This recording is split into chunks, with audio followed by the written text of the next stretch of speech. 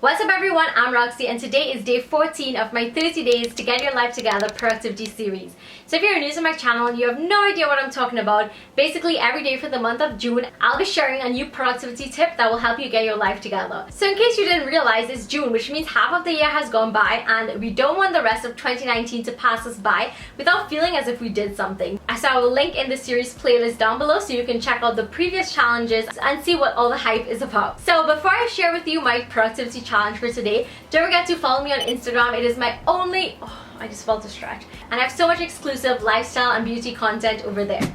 Okay, so the tip for today is one that I'm definitely kind of dreading, but it's one that we all definitely have to do. So that is basically to look at your bank accounts and your finances and how you're spending your money. I am doing this challenge along with you, so I feel your pain. I feel how nervous you are. I feel like how much you don't want to do this, but girl, we're gonna do it together. So basically, we all just sometimes choose to ignore a bank account. I am very guilty of this, but I want to really change that, because the reason why we are doing this challenge is to basically account for where our money is going and where we're spending our money. So this is just between you and your money, girl. No one else, no one else. So get onto that online banking system. You're basically going to keep track of your money and see what is going where. When I'm looking at my finances, one thing I always see that the most amount of money goes to is unfortunately food, which is completely ridiculous. And it's not even food I'm buying at a grocery, it's literally food that I'm buying out. Not only is that not good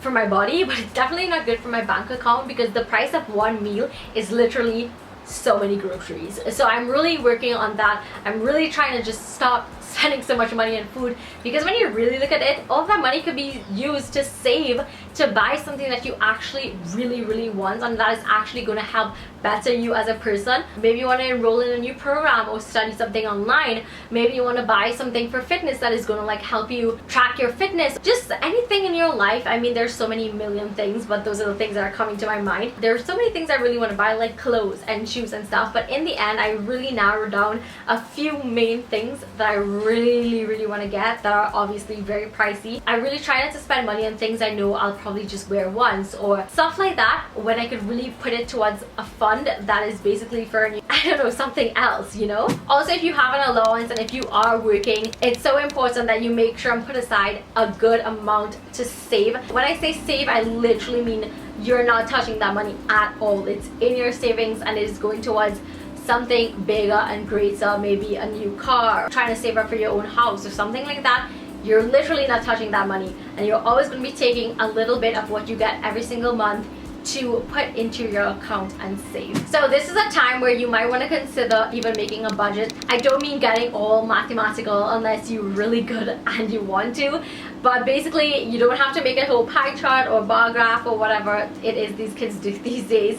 You can just write it out and list it out and say, okay, this is the amount of money that I get, this is how much I am spending, this is how much I'm spending on food, on bills, on gas, on all those kinds of things, and then what are you actually saving. And by actually writing these things down, you will feel a sense of control over your money and over your finances, and you won't feel as if it's just an arbitrary imaginary thing in your head that you don't have to really take on. So that is what I myself am going to do, because I am just like mind blown when it comes to like facing my money, and I really want to change that habit, and I really want to be more aware of how I'm spending and what I'm spending and where is my money going. I hope that this tip helps you. Feel free to comment down below any financial advice that you may have for anyone else. I would love for us to have a beautiful community of girl bosses and people who just support each other and who are getting their lives together. So thumbs this video up if you enjoyed, and if you are excited for the rest of my 30 days to get your life together productivity series. It means so much to me and it honestly supports my channel. Don't forget to also subscribe so you won't miss any of this amazing content,